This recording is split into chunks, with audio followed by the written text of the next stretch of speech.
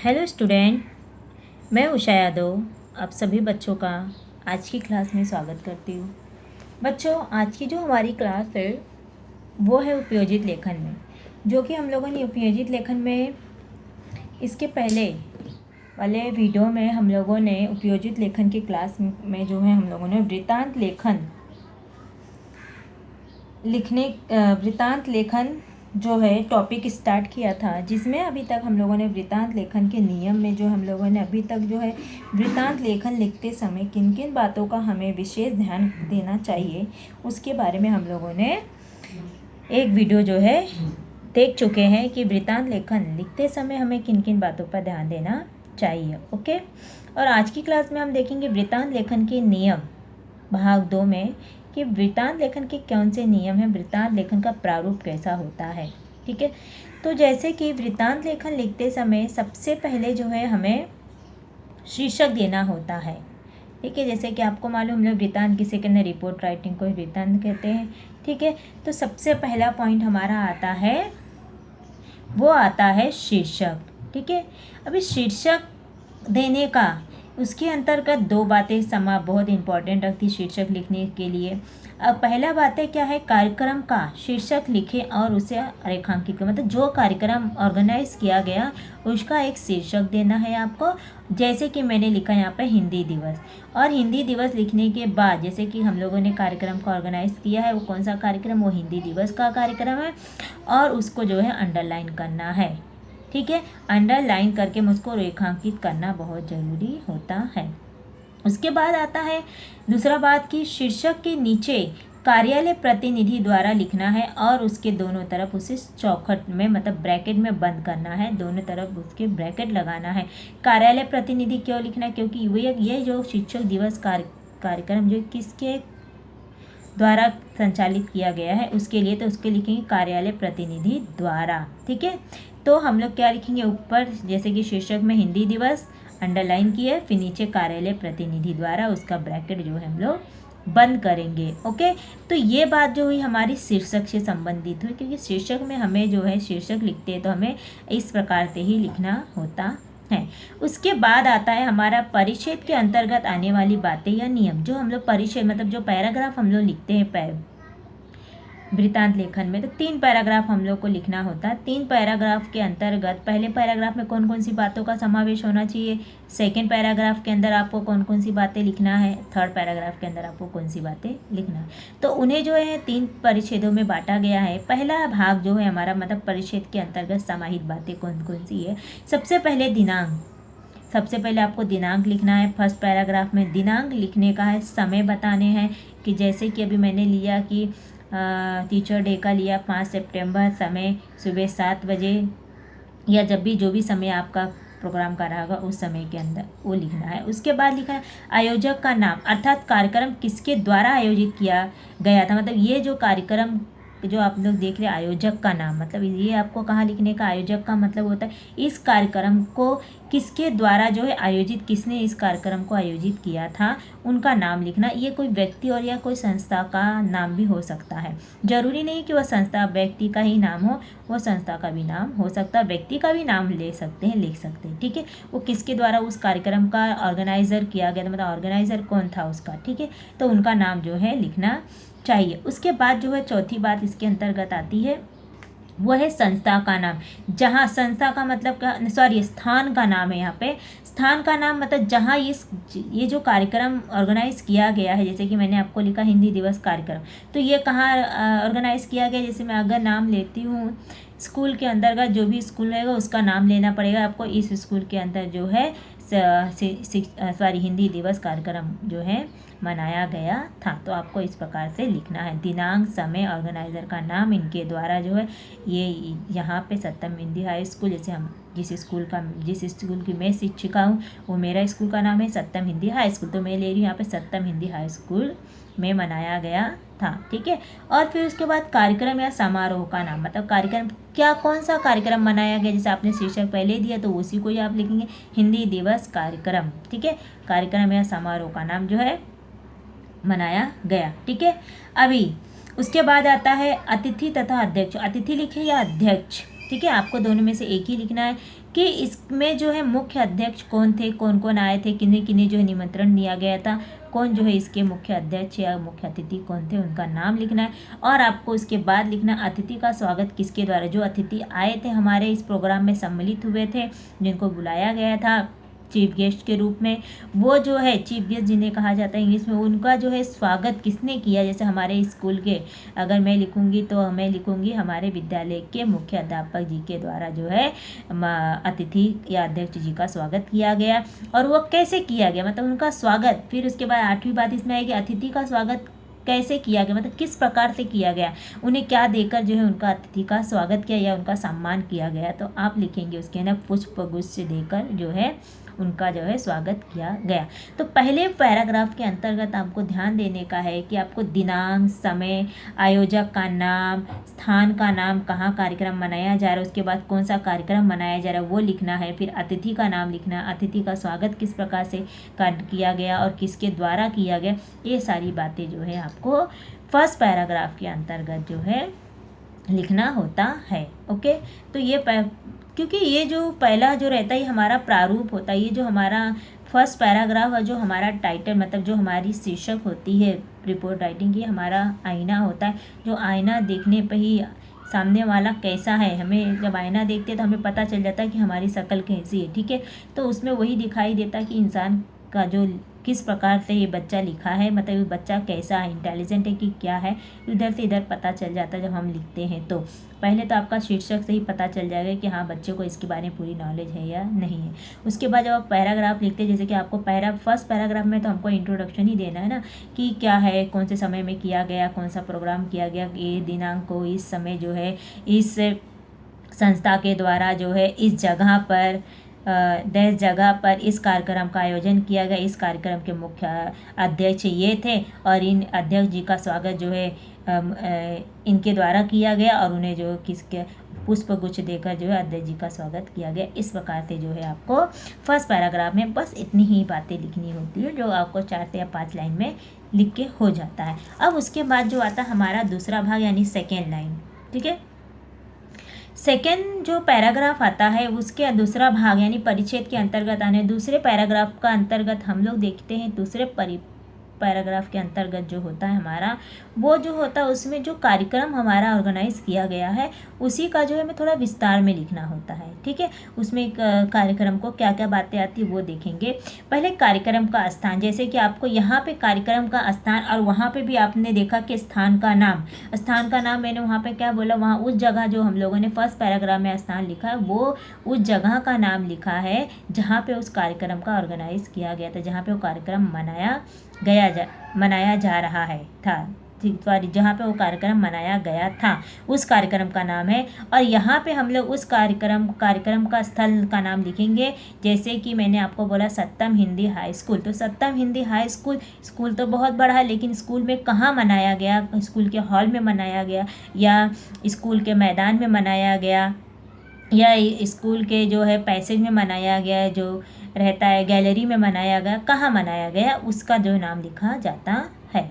ठीक है, ये यहाँ पे लिखा जाता है। जैसे सभागृह मैंने लिखा है, यहाँ पे सभागृह भी लिख सकते, सभागृह का मतलब होता है हॉल।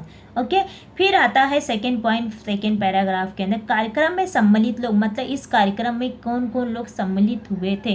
तो जैसे कि आपको मुख्य अध्यक्ष जी जो होते हैं उनको छोड़ के बाकी सब जो है इसके अंदर मुख्य अध्यक्ष जी को तो आपने इंट्रोडक्शन दिया ही है। उसके बाद जो यहाँ पे आपको लिखना कौन कौन से क्लास के बच्चे जो थे, जैसे मैंने कक्षा 8वीं से लेकर 10वीं तक के सभी छात्र तथा सभी शिक्षिका और क्षेत्र के सम्मानित लोग, मतलब सम्मानित जो उस क्षेत्र के अगर कहीं कोई किसी को आपने बुलाया हुआ है, कोई नगर सेवक है या कोई उच्च अधिकारी है, अगर उन्हें आपने बुलाया है तो उनका नाम जो है आपको यहाँ पे लिखना होता है। ओके, तो ये हो गया आपका सेकेंड पैराग्राफ के अंदर दूसरी बात। तीसरी बातें आती है इसके अंदर कार्यक्रम का आरंभ कैसे किया गया था, मतलब कार्यक्रम की शुरुआत किस प्रकार से, कि सारे लोगों का आपने बताया कि ये जो है आए थे पहला पैराग्राफ में, उसके बाद आपने ये लिखा, ये आप लोगों ने इसका बताया है कि ये लोग सम्मिलित थे, यहाँ पे ये प्रोग्राम जो है सत्यम हिंदी हाई स्कूल के सभागृह में यहाँ मनाया गया है और ये लोग सम्मिलित थे। और कार्यक्रम का प्रारंभ किस प्रकार से हुआ, जैसे कि कोई भी कार्यक्रम या किसी भी चीज़ का शुभारंभ शुभारंभ करने से शुभारंभ किया जाता है तो किसी भगवान का नाम लेके या कुछ मतलब ऐसा नारियल तोड़ के कुछ तो करके जो है उसका प्रारंभ किया जाता है। तो आप लिखेंगे कि दीप प्रज्वलन करके अतः अतिथि के, वो दीप प्रज्वलन किसके द्वारा किया आपको ये भी मेंशन करना होता है कि दीप प्रज्वलन अतिथि के द्वारा दीप प्रज्वलन करके या और मुख्य अध्यापक जी के द्वारा जो है सरस्वती माँ को माल्य अर्पण करके जो है इस कार्यक्रम का शुभारंभ किया गया। और अगर कहीं पे एक चीज़ का ध्यान देना, यहाँ पे नोट लिखा हुआ है कि यहाँ जहाँ पे लाल फीता काट कर तथा नारियल तोड़कर ये जो बातें आती हैं ये जो होती यहाँ पे कहाँ पे जैसे शिविर हुआ, कहीं पे खेलकूद प्रतियोगिता होती है या किसी भी चीज़ का कहीं और प्रोग्राम का ऑर्गेनाइज किया जाता है तो वहाँ पे जो है ये चीज़ें लिखी जाती। लेकिन अगर स्कूल है तो वहाँ पे सिर्फ दीप प्रज्वलन और जो है माल्य अर्पण ही किया जाता, वहाँ कोई फीता नहीं काटा जाता। ओके, तो इस बात का ध्यान देना, ठीक है। अगर आपको कोई और आया लिखने के लिए जैसे कि शिविर का आ गया, रक्तदान शिविर का आ गया तो फीता काट के वहाँ पे कर सकते, खेलकूद प्रतियोगिता हो गया तो वहाँ पे आप लिख सकते कि फीता काट कर या नारियल फोड़ के जो इस कार्यक्रम का जो है शुभारंभ किया गया, ठीक है।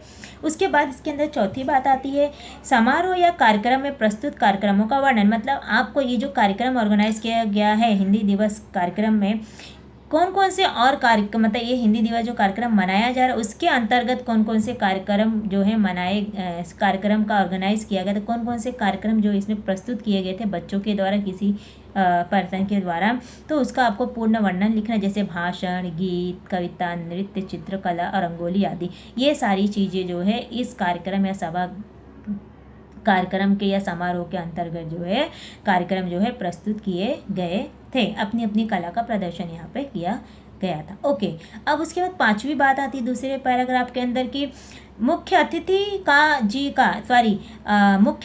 जी का भाषण या मनोयोग, मतलब बच्चों को मुख्य अध्यापक जी ने क्या भाषण दिया या क्या संदेश दिया, उन्होंने अपने मनोगत किस प्रकार से रखा, कौन कौन सी मनोगत बातें रखी, उसे जो यहाँ पे लिखना होता है। उसके बाद आता है लास्ट में छठी बात इसके अंदर आती है अतिथि जी का भाषण या संदेश। मतलब इसके बाद जो अतिथि जी जो है बच्चों को क्या संदेश दिए, ओके। इसके अंदर लास्ट में आता अतिथि जी द्वारा बच्चों को क्या भाषण या संदेश दिया गया इस कार्यक्रम के, मतलब ये सारी चीज़ें होने के बाद उन्होंने बच्चों को किस प्रकार का संदेश दिया, ये सारी बातें जो है आपको सेकेंड पैराग्राफ के अंतर्गत लिखनी होती है। तो जैसे कि आपको मैंने बता दिया कि सेकेंड पैराग्राफ के अंदर कार्यक्रम का स्थल कौन सा कहाँ पे मनाया गया है, ठीक है। यहाँ पे स्थान था, यहाँ पे स्थल बताना है। कार्यक्रम का जो स्थल है, जो स्थान का नाम अलग है, जो हम लोग वहाँ पे लिखेंगे कौन सी जगह मनाया गया और वो कार्यक्रम उस जगह कहाँ मनाया गया है वो उस इधर पे लिखना है। और कार्यक्रम में कौन कौन लोग सम्मिलित थे, कार्यक्रम का प्रारंभ किस प्रकार से किया गया और किसके द्वारा किया गया उस चीज़ का, और फिर उसके बाद समारोह का में जो होता जो कार्यक्रम मनाया जाए तो उसके अंतर्गत और कौन कौन से कार्यक्रम उस कार्यक्रम में जो है उसका वर्णन करना है आपको। उसके बाद मुख्य अध्यापक जी का भाषण या उनकी मनोगत या फिर कह सकते हैं कि उनका जो है संदेश बच्चों का, उस जो प्रोग्राम ऑर्गेनाइज किया था उसके प्रति बच्चों को क्या संदेश दिया गया मुख्य अध्यापक जी द्वारा, और अतिथि के द्वारा जो है बच्चों को क्या भाषण दिया गया, बच्चों को क्या संदेश दिया, ये सारी बातें आपको जो है सेकंड पैराग्राफ के अंतर्गत जो है लिखनी चाहिए, ठीक है। तो आप अगर इस तरीके से लिखते हैं तो आपका जो है मार्क्स, जो मैं कहती हूँ कि आपको अच्छे मार्क्स एग्ज़ाम में मिलते हैं, ठीक है।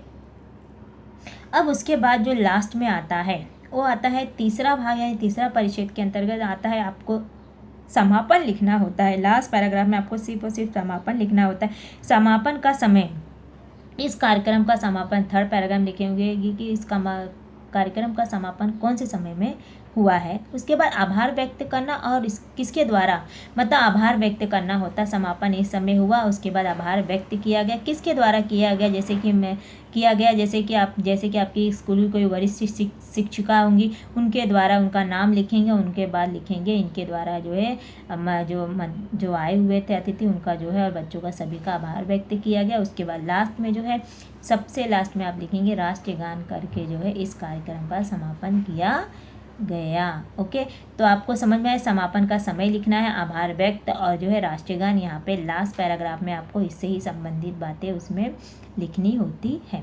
तो आपको जिस प्रकार से मैंने बताया है कि फर्स्ट पैराग्राफ में, ठीक है, सबसे पहले तो आप कभी भी वृत्तांत लेखन लिखने, जैसे मैंने बताया, अगर आप इस प्रारूप से लिखते हैं तो आपको मार्क्स जो है अच्छे मिलते हैं। ठीक है, जैसे कि पहले तो आप हेडिंग देंगे, ठीक है, शीर्षक लिखेंगे, शीर्षक लिखने के बाद जो इसको अंडरलाइन करेंगे, उसके बाद कार्यालय प्रतिनिधि द्वारा लिख के उसको चौखट में करेंगे। फिर जो फर्स्ट पैराग्राफ के अंदर जो जो बातें आती हैं उसे लिखेंगे। फिर उसके बाद सेकंड पैराग्राफ के अंदर जो जो बातें मैंने बताई उसी से ही संबंधित आपको बातें लिखना। फिर थर्ड पैराग्राफ में आपको समापन करना होता है।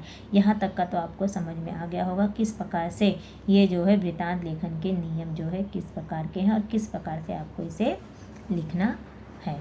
ओके, तो ये सारी बातें आपको अच्छे से समझ में आ गई होंगी। अब उसके बाद चलिए हम आपको बताते हैं कि वृत्तांत लेखन लिखने के विषय कौन से, किन किन विषयों पर वृत्तांत लेखन लिखा जाता है, या आप कह सकते हैं समारोह का नाम। वृत्तांत लेखन के समारोह या कार्यक्रमों का नाम कौन कौन सा है जो आते हैं, और उनके दिनांक और कार्यक्रम मनाने के कौन कौन से कारणों की जो है ये तालिका है। ठीक है, तो हम एक एक करके देखेंगे और उस पर जो है थोड़ी सी चर्चा करेंगे। ठीक है, पहला देखिए है कि है कार्यक्रम में समारोह का नाम, दिनांक और समारोह मनाने का क्या कारण होता है, इसे जो यहाँ पे बताया गया है। पहला है शिक्षक दिवस। शिक्षक दिवस कब आता है? 5 सितंबर को आता है। तो ये क्यों मनाते हैं हम? क्योंकि ये इसका मनाने का क्या कारण है कि डॉक्टर सर्वपल्ली राधाकृष्ण के जन्मदिन के उपलक्ष्य में जो है हम लोग जो है इस 5 सितंबर का जो है मनाते हैं। ठीक है, क्योंकि हमारे देश के सेकंड प्रेसिडेंट भी रह चुके हैं इसके लिए। ठीक है, और फिर आता है महात्मा गांधी जयंती, गांधी जयंती, महात्मा गांधी जी बोलेंगे तो भी चलेगा। गांधी जयंती हमें मालूम है कि ये 2 अक्टूबर के दिन आता है। ठीक है, गांधी जयंती मनाते हैं हम कौन से दिनांक को मनाते हैं? 2 अक्टूबर को मनाते हैं।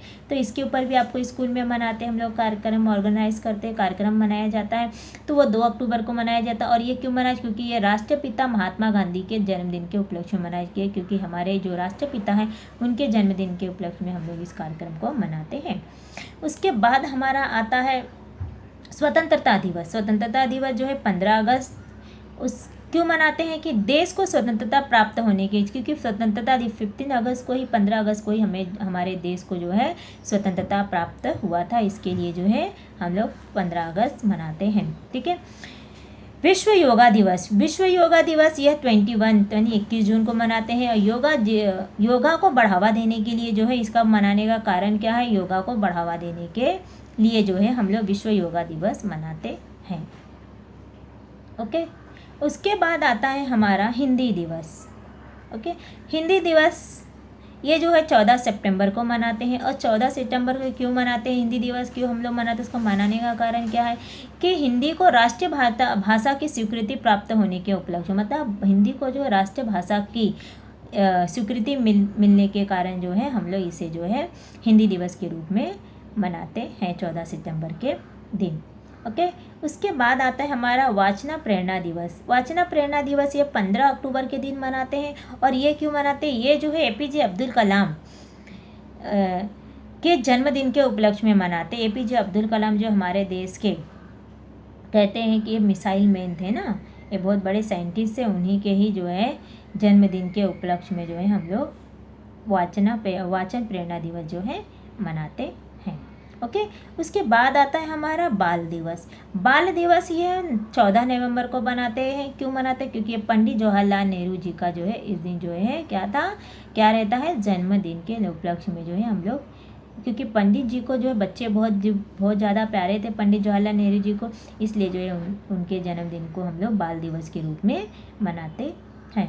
उसके बाद आता है बालिका दिवस। अब ये बालिका दिवस जो है 3 जनवरी के दिन मनाते हैं। ये क्यों मनाते हैं? क्योंकि इसका मनाने का कारण क्या? सावित्रीबाई फुले के जन्मदिन के उपलक्ष्य में हम लोग जो है ये बालिका दिवस मनाते हैं, क्योंकि हमारे देश की सर्वप्रथम शिक्षिका जो है यही है, स्त्री वुमेन शिक्षिका यही मानी गई है, क्योंकि ये पहली स्त्री जो है शिक्षित हुई थी यही सावित्रीबाई फुले हुई थी। उन्हीं के जन्मदिन के उपलक्ष्य में हम लोग जो है बालिका दिवस, क्योंकि इन्होंने ही जो है स्त्रियों को समाज में शिक्षा का अधिकार है करके जो है इनके ही द्वारा जो है स्त्रियों को शिक्षा का जो आज मिल रही है इन्हीं के द्वारा ही, इन्हीं की ही देन है कि आज जो समाज में स्त्रियां जो ऊंचाइयों को छू रही है इन्हीं के ही कारण से आज ये संभव हो सका है। ठीक है, उसके बाद आता है गणतंत्र दिवस। गणतंत्र दिवस तो हम सबको पता है कि 26 जनवरी को मनाते हैं। और वो क्यों मनाते हैं? क्योंकि इसी दिन जो है हमारा संविधान लागू हुआ था, इसीलिए जो हम लोग गणतंत्र दिवस जो है 26 जनवरी को मनाते हैं। उसका मनाने का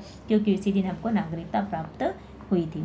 ओके, उसके बाद आता है महिला दिवस। ये हम लोग 8 मार्च को मनाते हैं। महिला दिवस इसलिए मनाया जाता है क्योंकि महिलाओं को सम्मान देने के लिए, ठीक है, लोगों महिलाओं को सम्मान देने के लिए जो है महिला दिवस का जो है कार्यक्रम मनाया जाता है।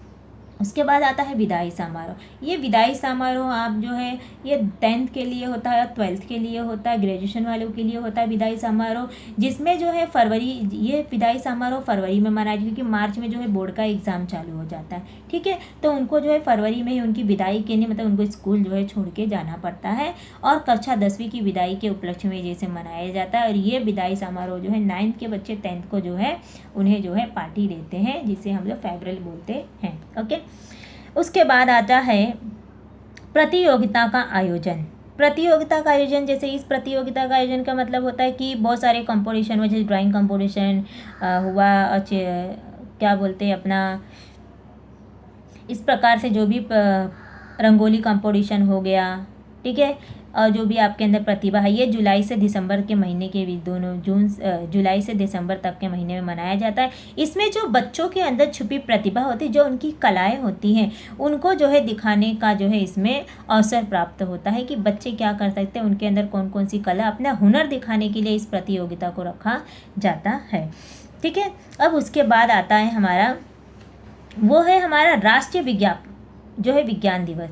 अभी राष्ट्रीय विज्ञान दिवस से 28 फरवरी को मनाया जाए। ये क्यों मनाया जाता है? क्योंकि इस दिन भी किसी का जन्म रहता है। ये जो है डॉक्टर CV रमन द्वारा जो है रमन इफेक्ट की खोज के कारण जो है इस राष्ट्रीय विज्ञान दिवस जो है मनाया जाता है। और वार्षिक उत्सव, उसके बाद आता है 14 नवंबर पे वार्षिक उत्सव समारोह कार्यक्रम। वार्षिक उत्सव जो होता है ये जनवरी और फरवरी के महीने मनाया जाता है। और इस वार्षिक उत्सव क्यों मनाया जाता है स्कूल में वार्षिक उत्सव? क्योंकि ये जो वार्षिक उत्सव होता है इसमें जितने भी पूरे साल में कार्यक्रम ऑर्गेनाइज किए जाते हैं उसके अंदर, जैसे कि मैंने बोला प्रतियोगिता के अंदर जो भी बच्चे भाग लेते होंगे, खेलकूद प्रतियोगिता हुआ, या जो है ड्राइंग कंपटीशन हुआ, या फिर रंगोली कंपटीशन हुआ, या गीत हुआ, या भाषा प्रतियोगिता हुआ, किसी भी प्रतियोगिता में जो बच्चे भाग लेते उन जो है वो बच्चे जो जीतते हैं उन्हीं सबको जो है यहाँ सम्मान देने के लिए, उन विद्यार्थियों को सम्मानित करने के लिए जो है ये जो है वार्षिक उत्सव रखा जाता है। उनको जो है मेडल देने के लिए जो है यहाँ पे रखा जाता है। जो बच्चा पिछली कक्षा में जो है पास होता है अच्छे नंबरों से, मतलब कि वो फर्स्ट सेकंड थर्ड जो आता है उनको जो तो बोर्ड में जो टॉप करते उन बच्चों को जो है सम्मानित करने के लिए जो इस कार्यक्रम का ऑर्गेनाइज किया जाता है। ओके, अब इसके बाद जो आता है हमारा खेलकूद प्रतियोगिता में, जैसे आप जानते हैं खेलकूद प्रतियोगिता का क्या है, ठीक है। उसके अंदर भी जो है ये दिसंबर महीने में मनाया जाता है। इसमें जो है खेल के प्रति बच्चों की जो रुचि हो दिखाने के लिए जो इस कार्यक्रम का ऑर्गेनाइज किया जाता है, ठीक है। बच्चा जो है किस खेल में कौन बच्चा कितना रुचि रखता है, अपने अपने बच्चों का थोड़ा सा इंटरटेनमेंट करने के लिए इस खेल प्रतियोगिता को रखा जाता है। उसके बाद है रक्तदान शिविर और भी होते हैं जो हमारे कार्यक्रम जो है या समारोह का जो है विद्यालय में मनाए जाते हैं, और बहुत सारे कार्यक्रम मनाए जाते हैं कहीं कहीं, जैसे कि रक्तदान शिविर का आयोजन करना जहाँ पे हम ब्लड डोनेट करते हैं। ये जो है जुलाई से अप्रैल तक के महीने में कभी भी रख सकते हैं। साक्षरता अभियान हुआ, ये भी जो इसका भी समय हुआ। बेटी बचाओ बेटी पढ़ाओ अभियान हो गया, स्वच्छता दिवस हो गया। ये सारे कार्यक्रम जो कार्यक्रम का ऑर्गेनाइज किया जाता है वो सब जो है जून से अप्रैल तक के महीने में किया जाता है। और इस सब के पीछे भी कारण होता है, जैसे कि साक्षरता अभियान दिवस अगर मनाते हैं तो उसमें जो है लोगों को पढ़ाई के प्रति या पढ़ाई के महत्व के बारे में उन्हें जागरूकता दिलाने के लिए किया जाता है। स्वच्छता के प्रति उन्हें जागृत करने के लिए बेटी पढ़ाओ बेटी बचाओ के पीछे लड़कियों के बचाने के लिए और उनको शिक्षित होने का जो है महत्व यहाँ पे लोगों को यहाँ बताया जाता है, ठीक है। तो ये जो हम लोगों ने अभी तालिका देखी है वृत्तांत लेखन लिखने के जो विषय है या जो कार्यक्रम कौन कौन से हैं वो हम लोगों ने देखा, उसकी तालिका देखा हम लोगों ने, ठीक है।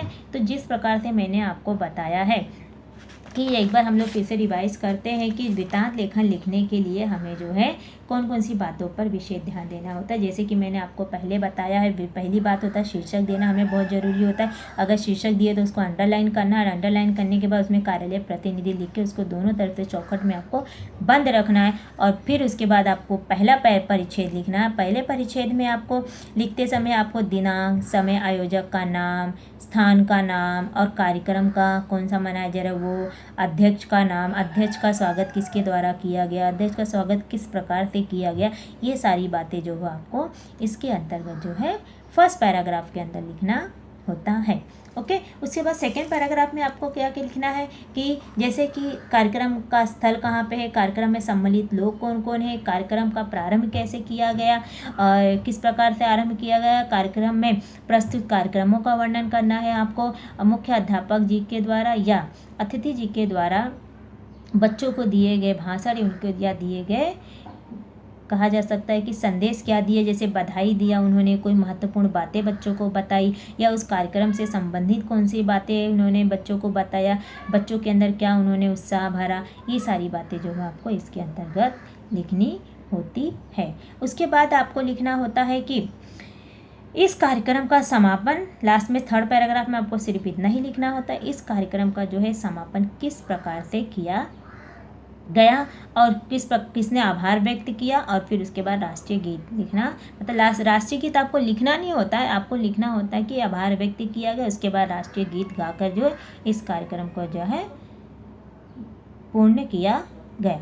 ठीक है, तो आज जो मैंने आपको वृत्तांत लेखन से संबंधित जो मैंने बातें बताई हैं, नियम बताई हैं, अगर आप इसे जो है अच्छे तरीके से अपने माइंड में सेटअप कर लेते, अपने माइंड में बिठा लेते, तो आपको जो है वृत्तांत लेखन लिखने में कोई भी दिक्कत नहीं आएगी और आप जो है एग्ज़ाम में आराम से 5 में से जो है 5 भी मिल सकते हैं अगर आपकी hand writing good and well and better है, अच्छी है तो, और आपका कहीं पे स्पेलिंग मिस्टेक नहीं है, ठीक है, तो आपको मिल सकते हैं। नहीं तो आपको 4.5 देने से कोई भी नहीं रोक सकता, 4 मार्क्स आपको मिलने से कोई भी रोक नहीं सकता है अगर आपने ऐसा ही लिखा हुआ है तो। ठीक है, तो आपको जो इसी प्रकार से जो है वृत्तांत लेखन जो है लिखना है।